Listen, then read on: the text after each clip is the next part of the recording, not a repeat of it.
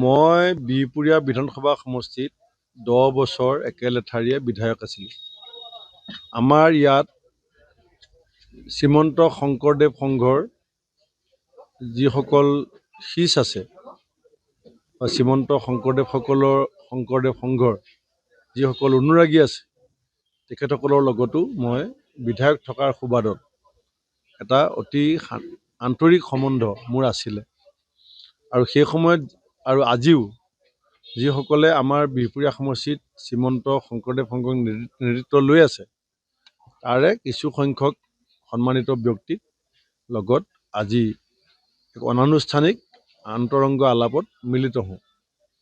এটা অপপ্ৰচাৰ বিহপুৰীয়া সমষ্টিত এটা পক্ষই চলাই আছিলে যে শ্ৰীমন্ত শংকৰদেৱ সংঘই এইবাৰ কাৰোবাৰ পক্ষত সক্ৰিয় ৰাজনৈতিক ভূমিকা লৈছে বুলি। আজি তেখেতসকল যিকেইজনক মই লগ পাইছোঁ তেখেতসকলে কৈছে, আৰু এইটো আমিও জানো, যে শ্ৰীমন্ত শংকৰদেৱ সংঘ জন্মলগ্নৰ পৰা এটা অৰাজনৈতিক অনুষ্ঠান আৰু তেখেতসকলে আমাৰ আধ্যাত্মিক দিশটো, সাহিত্য সংস্কৃতিৰ দিশটোক নেতৃত্ব লৈ আহিছে।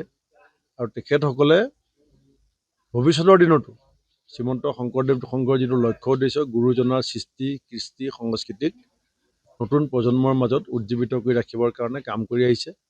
গতিকে তেখেতসকলৰ নাম লৈ আমাৰ বিহপুৰীয়া ৰাজনৈতিক ক্ষেত্ৰখনত যিটো অপপ্ৰচাৰ চলি আছে সেইটো সম্পৰ্কত আমি আলোচনা কৰিছিলোঁ। আৰু তেখেতসকলে যিটো পুৰণা স্থিতি যে অৰাজনৈতিক এটা ভাৱমূৰ্তি শ্ৰীমন্ত শংকৰদেৱ সংঘত কোনোবাই কালিমা লগাবলৈ চেষ্টা কৰাটো কোনো ভাল পোৱা নাই।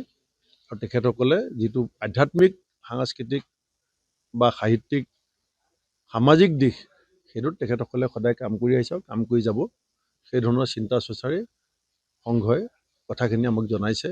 আৰু ময়ো তেখেতসকলক আমাৰ যিটো পুৰণা সম্পৰ্ক সামাজিকভাৱে সেই সম্পৰ্কটো আমি সদায় ধৰি ৰাখিবলৈ চেষ্টা কৰিম বুলি আমি কথা পাতিছোঁ।